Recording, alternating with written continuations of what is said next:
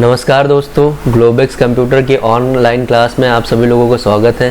तो आज हम जानेंगे कि टैली है क्या, ये काम कैसे करता है, इसको किसने बनाया और कब बनाया, और इसके कुछ बेसिक कॉन्सेप्ट और अकाउंटिंग की दुनिया में अकाउंट कितने प्रकार के होते हैं। तो आइए शुरू करते हैं। तो सबसे पहला हमारा टॉपिक है कि टैली है क्या। तो टैली एक ERP बेस्ड सॉफ्टवेयर है जो क्या काम करता है, ये ऑटोमेटिक अकाउंटिंग करता है किसी भी बिजनेस के लिए। मैनुअल अकाउंटिंग में जो भी एरर्स आते हैं वो इनको दूर करता है। अगला हमारा टॉपिक है टैली सॉफ्टवेयर कब बनाया गया। तो टैली सॉफ्टवेयर सन 1988 में श्री श्याम सुंदर गोयनका और उनके बेटे भारत गोयनका ने मिलकर इसको कंप्लीट किया है। और टैली का फुल नेम होता है total accounting leading list year. अगला हमारा टॉपिक है टैली की विशेषताएं। टैली की बहुत सारी ऐसी विशेषताएं हैं जिनकी वजह से इसको भारत में सबसे पॉपुलर, भारत ही नहीं बल्कि विश्व में पॉपुलर है अकाउंटिंग सॉफ्टवेयर। तो इसकी बहुत सारी ऐसी विशेषताएं जिनके बारे में हम आगे जानेंगे। पहला है flexible and easy to use. इसको कोई भी आसानी से यूज कर सकता है, सबसे बड़ी खासियत ये है इसकी। दूसरा है स्पीड। जहाँ पर आप मैनुअल अकाउंटिंग जब होता था पहले के ज़माने में, तो जैसे 20-30 मिनट हम स्पेंड करते थे, खर्च करते थे, तो अब क्या है टैली सॉफ्टवेयर की मदद से उसको हम 2 से 3 मिनट में कंप्लीट कर सकते हैं। तीसरा है एक्यूरेसी। एक्यूरेसी का मतलब होता है शुद्धता। ये पूर्णतः शुद्ध है। आप जैसा ही टाइप कर दोगे, जैसे ही आप एंट्री करोगे सेम एज उसी तरीके से रहेंगी। फोर्थ है रिलायबिलिटी। रिलायबिलिटी का मतलब होता है विश्वसनीय, आप इस पे 100% ट्रस्ट कीजिए। फिफ्थ है आपका रिमोट एक्सेस।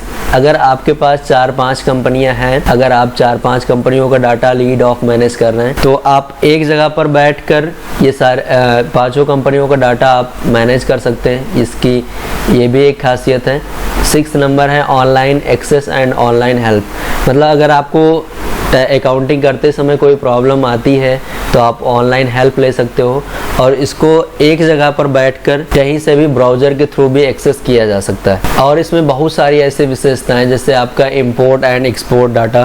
फॉर एग्जांपल अगर आप कहीं काम कर रहे हो, वहाँ पर कंपनी आपकी बंद हो गई, तो आपको पूरा सिस्टम ले जाने की ज़रूरत नहीं है। आप वो जो भी डाटा है उसे आप एक्सपोर्ट कर दीजिए, और जहाँ पर भी आपको भेजना हो तो वहाँ पर वो इंपोर्ट करके सारी चीज़ें चेक कर सकते हैं। अब बात करेंगे हम कि बेसिक अकाउंटिंग के जो कुछ कॉन्सेप्ट हैं उनके बारे में हम जानेंगे। तो पहला है हमारा कैपिटल अकाउंट। कैपिटल का मतलब होता है पूंजी। जब भी कोई हम बिजनेस स्टार्ट करते हैं तो उसमें कुछ पैसे हमें खर्च करना पड़ता है, उसी को हम क्या बोलते हैं, पूंजी बोलते हैं। मतलब जो भी व्यापार में हम पहले पैसा लगाते हैं व्यापार स्टार्ट करते समय, तो वहाँ पर जो भी हम पैसा लगाते हैं या पैसा खर्च करते हैं, तो वहाँ पर क्या होगा, वो हमारा पूंजी होगा। फॉर एग्जाम्पल राम ने एक बिजनेस स्टार्ट किया, उसमें पूंजी लगाया, तो वहाँ पर क्या होगा, उसकी अकाउंटिंग राम्स कैपिटल अकाउंट। अगला टॉपिक है हमारा असेट्स। असेट्स का मतलब क्या होता है, संपत्तियाँ। हर वो चीज़ जो हमें प्रॉफिट प्रदान करे, अर्थात हमारी जेब में पैसा। आपने कोई सामान खरीद लिया, अगर आप उसको बेचोगे तो कुछ ना कुछ पैसे आपको देकर ही जाएगा। फॉर एग्जांपल चाहे आप ज़मीन खरीद लो, या फिर आप कोई बिल्डिंग खरीद लो, या फिर आप कोई फर्नीचर खरीद लो। अगला है हमारा आय, इनकम। इनकम का क्या मतलब हुआ, जो भी आप कोई सामान सेल करते हो, आपने कोई सामान बेचा, जो उस बेचने के बाद जो पूरा पैसा आता है आपके पास, वो क्या कहलाता है, रेवेन्यू कहलाता है। और जब आप कोई सामान बेचोगे तो उससे रिलेटेड कुछ खर्च भी होंगे, तो वो जो खर्च होते हैं उनको घटाने के बाद जो आपका शेष बचता है वो क्या कहलाता है, वो इनकम कहलाता है। अगला है हमारा लायबिलिटीज़। लायबिलिटीज़ का मतलब होता है कर्ज। आपने किसी से पैसा लिया तो ये आपके लिए क्या हो गया, कर्ज हो गया, ये आपको देना पड़ेगा।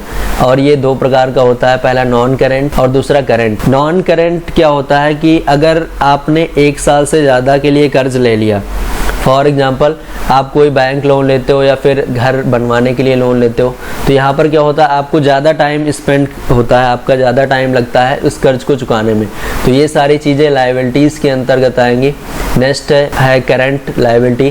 करंट लायबिलिटी का मतलब होता है कि 1 साल से कम का खर्च। अगर आपने क्या किया है कि 1 साल के अंदर ही कर्जा चुका लेते हैं, जो वो इसके अंतर्गत आता है। फॉर एग्जांपल आपने स्कूल की फ़ीस लिया, स्कूल 1 ही महीने का 1 साल होता है इसमें, तो यहाँ पर आप कुछ दिन में पे कर देते हो, तो ये सारी चीज़ें ये करंट लायबिलिटी के अंतर्गत ही आती हैं।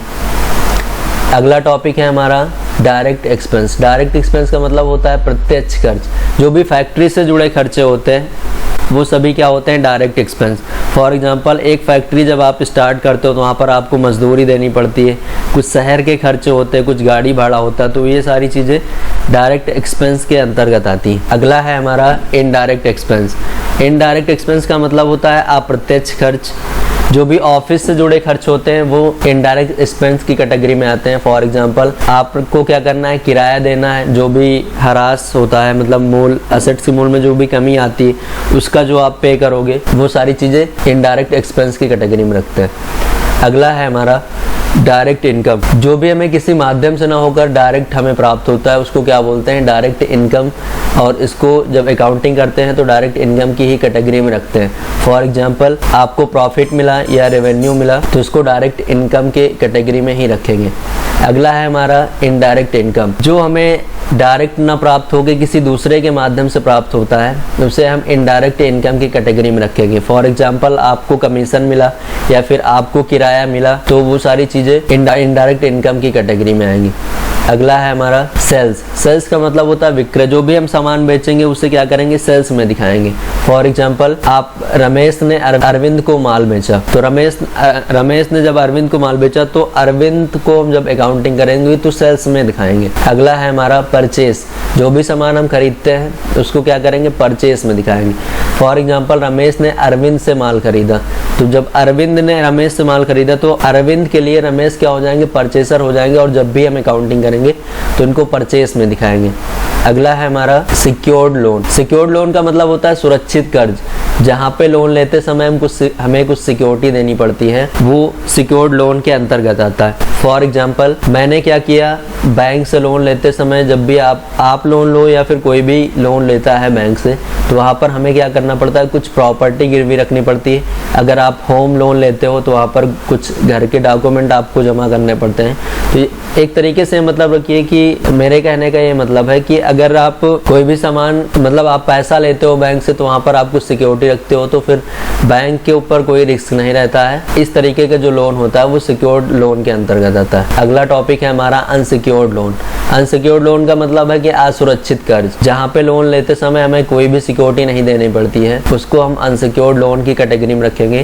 फॉर एग्जाम्पल आपने एजुकेशन के लिए लोन लिया या दोस्तों से लोन लिया, तो वो सारी चीज़ें अनसिक्योर्ड लोन के अंतर्गत ही आएंगी। अगला है हमारा topic outstanding expense. Outstanding expense का मतलब है बकाया खर्च, जो भी खाता बंद करने की तिथि तक नहीं चुकाए जाते। फॉर एग्जाम्पल अगर आप क्लोजिंग कर रहे हो, अगर इस महीने की क्लोजिंग कर रहे हो, आप जो भी चल रहा है जुलाई महीने की, इस महीने में अगर आपने ना वेजेस दिया है, ना किसी को मजदूरी दी, ना सैलरी दी, ना रेंट दिया, तो उसको क्या करेंगे, हम आउटस्टैंडिंग एक्सपेंस की कैटेगरी में रखेंगे।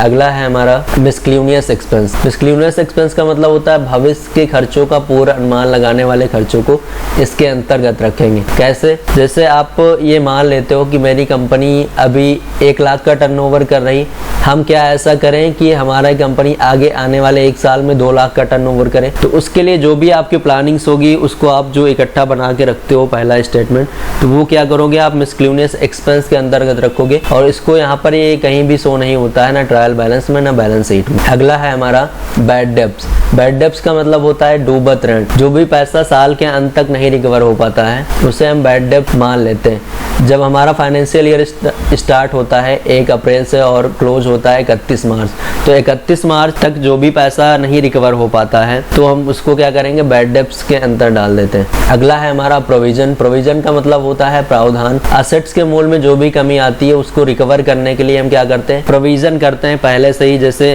फॉर एग्जांपल मैं मान लेता हूँ कि आपने कोई इलेक्ट्रिकल कुछ खरीदा या फिर आपका फर्नीचर हुआ या आपकी कोई असेट्स मतलब कोई भी आपके असेट्स हो, चाहे वो लैंड, बिल्डिंग या फर्नीचर, तो आप ये मान लेते हो कि 1 साल या 2 साल के अंदर, ये 6 महीने के बाद इसमें कितना मूल्य में कमी आएगी, मतलब कितना इसका मूल्य घटेगा। तो उसके लिए जो पहले से ही हम पैसा इकट्ठा कर लेते हैं उसको प्रोविजन की कैटेगरी में रखते हैं। अगला है हमारा बैंक ओडी पब्लिक OCC। इसका मतलब हुआ overdraft and over cash credit. यदि आप बैंक से लोन लेते हो या फिर आप बैंक से ज़्यादा पैसा निकाल लेते हो, दोनों बात एक ही हुई। आप लोन लोगे तभी आपको ज़्यादा पैसा मिलेगा, तो उसको क्या करेंगे, बैंक ओडी और ओसीसी के अंतर्गत ही रखते हैं। अगला है हमारा ट्रायल बैलेंस। इसका जैसे आप नाम से ही क्लियर होगा, ट्रायल मतलब होता है कि परीक्षण और बैलेंस मतलब होता है शेष। जो भी आपके अकाउंटिंग में जो भी बचा है, अभी जो भी शेष राशि उसको चेक करने के लिए हम इसका यूज करते हैं। अगला है हमारा बैलेंस शीट। करंट डेट पे करंट पोजीशन, फाइनेंशियल पोजीशन को चेक करने के लिए हमें इसका प्रयोग करते हैं। और इसका प्रयोग इसलिए करते हैं क्योंकि भविष्य में जो भी हमारी नई योजना है कि अगर हमारा लॉस हो रहा तो उसको कैसे कवर करें, और जो हमारी अगर हानि हो रही है या अगर लॉस हो रहा तो आप उसको कैसे कवर करो, प्रॉफिट कैसे हो रहा तो उसको और कैसे ज़्यादा प्रॉफिट कमाया जाए। तो इन सब की चीज़ों के लिए हम क्या करते हैं, बैलेंस शीट का प्रयोग करते हैं। अब बात करेंगे कि दुनिया में कुछ रूल्स होते हैं जिनकी वजह से हम आसानी तरीके से अकाउंटिंग सीख सकते हैं। तो आइए जानते हैं। पहला है हमारा पर्सनल अकाउंट। पर्सनल अकाउंट का मतलब होता है व्यक्तिगत खाता। इसके अंतर्गत आप जो भी पर्सन्स होते हैं, फर्म्स होते हैं, इंस्टीट्यूट होते हैं, कंपनियां होती हैं, फिर बैंक होते हैं, वो सारी चीज़ें इसके अंतर्गत रखी जाती हैं। For example Reena sales account या फिर बैंक ऑफ बड़ौदा। कोई भी नाम, फर्म, संस्था या कंपनी, बैंक ऑफ बड़ौदा या आईसीआई बैंक या पंजाब नेशनल बैंक, अगर ऐसे नाम आते हैं तो आप इसको इन सब चीज़ों के अंतर्गत रख सकते हैं। इसका जो रूल होता है, debit the receiver, credit the giver. Business में जो चीज़ आ रही उसको क्या करेंगे, डेबिट करेंगे, और जो बिजनेस से जा रहा है उसको क्या करेंगे, क्रेडिट करेंगे। अगला है हमारा रियल अकाउंट। रियल का मतलब होता है वास्तविक, अकाउंट का मतलब होता है खाता। इसका मतलब हुआ रियल अकाउंट का वास्तविक खाता। जितनी सारी हमारी संपत्तियां होती है, एक सीधे शब्द में हम अगर बोले तो जितनी सारी हमारी संपत्तियां होती है वो क्या होंगी, रियल अकाउंट के अंतर्गत आएंगी। फॉर एग्जांपल आपके पास पैसा है, भूमि है, बिल्डिंग है, तो जितनी भी संपत्तियां, फर्नीचर है, एसी है, ये सारी चीज़ें क्या होंगी, रियल अकाउंट के अंतर्गत आएंगी। इसका रोल होता है debit what comes in, credit what goes out. जो भी बिजनेस में आ रहा है उसको क्या करेंगे, डेबिट करेंगे, और जो बिजनेस से जा रहा है उसको क्या करेंगे, क्रेडिट करेंगे। For example furniture sold to ₹1 lakh. यहाँ पर क्या हो रहा है, आपने फर्नीचर बेचा, आपके पास पैसा आ रहा और आपके पास से क्या जा रहा, फर्नीचर जा रहा, तो यहाँ पर क्या होगा, cash account debit to sales account. अगला है हमारा नॉमिनल अकाउंट। नॉमिनल अकाउंट मतलब अवास्तविक खाता, और इसको नाम मात्र का खाता भी बोलते हैं। ये 4 चीज़ों पे एप्लीकेबल होता है। पहला एक्सपेंस, दूसरा लॉस, तीसरा इनकम और चौथा प्रॉफिट। एक्सपेंस क्या होता है, जैसे आपने सैलरी दिया या फिर आप मजदूरी देते हो, वो एक्सपेंस हुआ। लॉस क्या हुआ, आपके बिजनेस में आग लग गई है, आपके बिजनेस में माल चोरी हो गया, वो क्या हो गया, वो आपका लॉस हो गया एक तरीके से। इनकम क्या हुआ, आपको ब्याज का पैसा मिला या फिर किराए का पैसा मिला, ये आपके लिए क्या हो गया, इनकम हो गया। प्रॉफिट का मतलब होता है जो भी आप profit on sales of goods, मतलब जो भी आप सामान बेचने के बाद आपको जो पैसा मिलता है वो क्या होता है, प्रॉफिट। इसका जो रूल होता है debit all expenses and losses, credit all income and gain. मतलब जो बिजनेस के खर्चे और लॉस होते हैं उनको क्या करेंगे, डेबिट करेंगे, और जो भी बिजनेस में हानियां आय होती है और जो भी प्रॉफिट होता है उसको क्या करेंगे, क्रेडिट करेंगे। For example salary paid to 25,000, आपने सैलरी दी, तो यहाँ पर क्या हुआ, जो भी एक्सपेंस आपने कैश दिया तो कैश को यहाँ पर डेबिट करेंगे और सैलरी को क्रेडिट करेंगे। वीडियो देखने के लिए आप सभी लोगों का बहुत बहुत धन्यवाद। अगर इस पूरे टॉपिक में कोई डाउट रहा हो तो आप कमेंट के थ्रू ज़रूर पूछिए। अगर वीडियो अच्छा लगा हो तो उसे लाइक कीजिए और दोस्तों के साथ शेयर कीजिए। चैनल को सब्सक्राइब करना मत भूलिएगा। धन्यवाद।